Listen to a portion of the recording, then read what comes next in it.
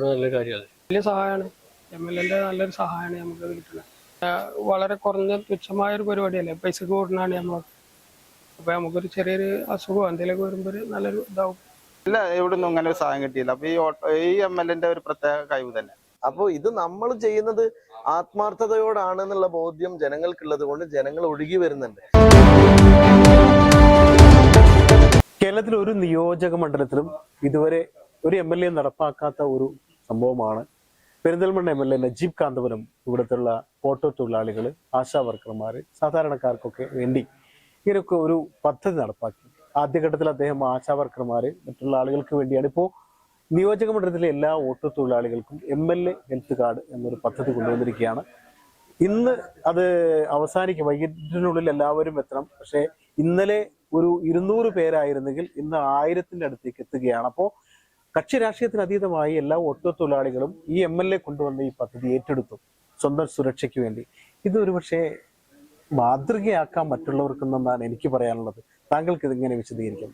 അല്ല, ഞാൻ ഈ പ്രോജക്റ്റുമായി ആദ്യം വരുന്ന ഒരു സാഹചര്യം എല്ലാവർക്കും അറിയാം. കാരണം അംഗൻവാടിയിലെയും അതുപോലെ ആശാ വർക്കർമാരും അടക്കമുള്ള ജീവനക്കാരുടെ സാമ്പത്തികമായ ബുദ്ധിമുട്ടുകൾക്കിടയിലും അവരനുഭവിക്കുന്ന പ്രയാസം അറിഞ്ഞാണ് അവർക്ക് വേണ്ടി ഒരു ഗിഫ്റ്റ് എന്ന നിലക്കാണ് ആദ്യമായി നമ്മൾ ഈ പ്രോജക്റ്റുമായിട്ട് മുന്നോട്ട് വരുന്നത്. ആ പ്രോജക്റ്റുമായിട്ട് മുന്നോട്ട് വരുന്ന സന്ദർഭത്തിൽ അതിന് വലിയ തോതിലുള്ള സ്വീകാര്യത ഉണ്ടായി, അവർക്ക് വലിയ തോതിലുള്ള ഗുണമുണ്ടായി. നമ്മളിപ്പോ അസുഖം ഉണ്ടാവുന്ന ഒരു സന്ദർഭത്തിൽ ഇങ്ങനെ നിർബന്ധിത സാഹചര്യത്തിൽ മാത്രമാണല്ലോ ഒരാൾ ഹോസ്പിറ്റലിനെ സമീപിക്കുന്നത്. അല്ലാണ്ട് തമാശക്ക് എല്ലാവരും ഹോസ്പിറ്റലിലേക്ക് പോകണമല്ലോ. അപ്പൊ അങ്ങനെ ഒരു സ്വകാര്യ ആശുപത്രിയിലേക്ക് അവർക്ക് പോവേണ്ട സാഹചര്യം ഉണ്ടായാൽ അതിൽ അവർക്ക് ഗുണം ലഭിക്കണം എന്നുള്ളത് മാത്രമായിരുന്നു നമ്മളുടെ ഇന്റൻഷൻ.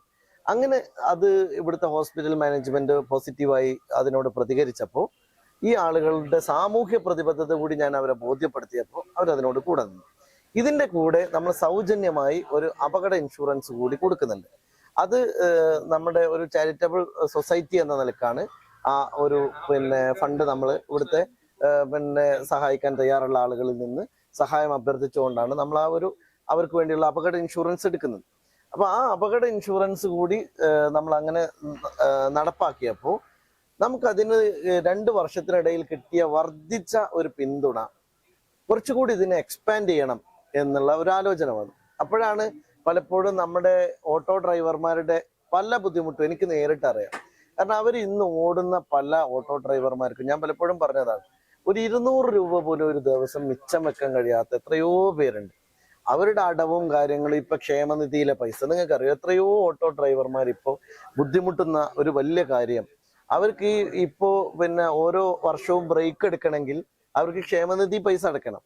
വലിയ തോതിലുള്ള പണം അവർക്ക് അടക്കേണ്ടി വരുന്ന സാഹചര്യം വരുന്നു. ഇതിനൊന്നും കഴിയാതെ ഓട്ടോ തൊഴിലാളികൾ അനുഭവിക്കുന്ന ഒരു ബുദ്ധിമുട്ട് എൻ്റെ ശ്രദ്ധയിൽ പലപ്പോഴും പലരായിട്ട് പെടുത്തിയിട്ടുണ്ട്. അതിൽ പ്രത്യേകിച്ച് STU ഒരു തൊഴിലാളി സംഘടന എന്നുള്ള നിലയ്ക്ക് STUവിന്റെ INTUസിന്റെ ഒക്കെ പ്രവർത്തകർ എൻ്റെ അടുത്ത് വന്ന് പറഞ്ഞു, വളരെ പ്രയാസത്തിലാണ് ഓട്ടോ ഡ്രൈവർമാർ. ആ സന്ദർഭത്തിലാണ് നമ്മൾ ഇങ്ങനെ ഒരു കാര്യം, അവർക്കൊരു ഗുണം ലഭിക്കുന്ന ഒരു കാര്യം നമുക്ക് ആവിഷ്കരിക്കാമെന്ന് തീരുമാനിച്ചത്. ഞാൻ ഓരോ പദ്ധതി കൊണ്ടുവരുമ്പോൾ എനിക്കൊരു ഉറപ്പുണ്ട്, ആരെന്തൊക്കെ പറഞ്ഞാലും അതിന്റെ ഗുണഭോക്താക്കളായ ആളുകളിൽ എനിക്ക് ഒരു ബോധ്യമുണ്ട്. അപ്പോൾ ഇത് നമ്മൾ ചെയ്യുന്നത് ആത്മാർത്ഥതയോടാണെന്നുള്ള ബോധ്യം ജനങ്ങൾക്കുള്ളത് കൊണ്ട് ജനങ്ങൾ ഒഴുകി വരുന്നുണ്ട്. ഏത് പരിപാടിക്കും അങ്ങനെ തന്നെയാണ്. MLA എന്ന നിലക്ക് ഞാൻ ഇനീഷ്യേറ്റ് ചെയ്ത ഏത് പരിപാടിയിലാണ് ജനങ്ങൾ ഒഴുകിയെത്താതിരുന്നത്? അത് ഇനി ഒരു കലാപരിപാടി ആവട്ടെ, ഒരു സാമൂഹ്യ പ്രതിബദ്ധതയുള്ള കാര്യമാവട്ടെ, എല്ലാത്തിലും ജനങ്ങൾ വരുന്നത് ഞാൻ ആ വിഷയത്തോട് കാണിക്കുന്ന ആത്മാർത്ഥതയിൽ ജനങ്ങൾക്ക് ബോധ്യമുള്ളത് കൊണ്ടാണ്. അത് നാളെ അതുണ്ടാവും. ആ ആത്മാർത്ഥത ഞാൻ നാളെയും പുലർത്തും. നല്ല കാര്യമാണ്. വലിയ സഹായമാണ്. MLA നല്ലൊരു സഹായമാണ് നമുക്കത് കിട്ടുന്നത്. വളരെ കുറഞ്ഞ തുച്ഛമായൊരു പരിപാടിയല്ലേ, പൈസക്ക് കൂടുന്നതാണ് നമ്മൾ. അപ്പൊ നമുക്കൊരു ചെറിയൊരു അസുഖം എന്തെങ്കിലുമൊക്കെ വരുമ്പോൾ നല്ലൊരു ഇതാവും. ഇല്ല, എവിടുന്നും അങ്ങനെ ഒരു സഹായം കിട്ടിയില്ല. അപ്പൊ ഈ MLA ഒരു പ്രത്യേക കഴിവ് തന്നെ. ജനങ്ങൾക്ക് ഏറ്റവും വലിയൊരു ഓട്ടോ തൊഴിലാളികൾക്ക് വലിയൊരു സഹായം തന്നെയാണ്. കാരണം ഒരു ഫിനാൻഷ്യൽ ബാധ്യത എന്ന് പറഞ്ഞ ഒരു ഹോസ്പിറ്റൽ കേസ് വന്നു കഴിഞ്ഞാലാണ് ഏതൊരു കുടുംബത്തിന്റെ നട്ടലൊടിയുക. അത് വളരെ ഒരു സഹായകമായ നല്ല രീതിയിലൊരു സംഗതി തന്നെയാണ് MLA ഭാഗത്തു നിന്ന് ഉണ്ടായിട്ടുള്ളത്. ഇന്നലെ ഏകദേശം ഇവിടെ സബ്മിറ്റ് ചെയ്തത് പറഞ്ഞു കഴിഞ്ഞാൽ 184 എണ്ണാണ് ഇന്നലെ വൈകുന്നേരം 5 മണി വരെ ഉണ്ടായിരുന്നത്. ഇന്ന് അത് ഏകദേശം 1000-നടുത്ത് ഫോമുകൾ ഇവിടുന്ന് പോയിട്ടുണ്ട്. ഇപ്പൊ തിരിച്ചെത്തിയ നോക്കുകയാണെങ്കിൽ 800 തിരിച്ചെത്തിയിട്ടുണ്ട്. കല്യാണം കഴിഞ്ഞ് കുറച്ചാലും ഫാമിലി പ്ലാനിങ് ഒക്കെയാണെന്ന് പറഞ്ഞുകൊണ്ടിരുന്നത്.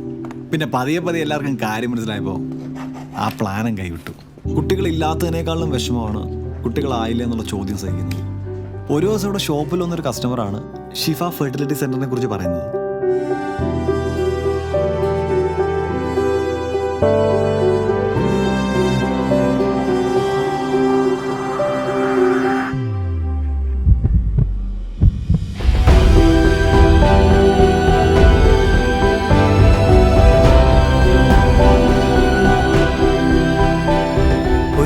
വിശേഷത്തിന് തുടക്കമാവുന്നു.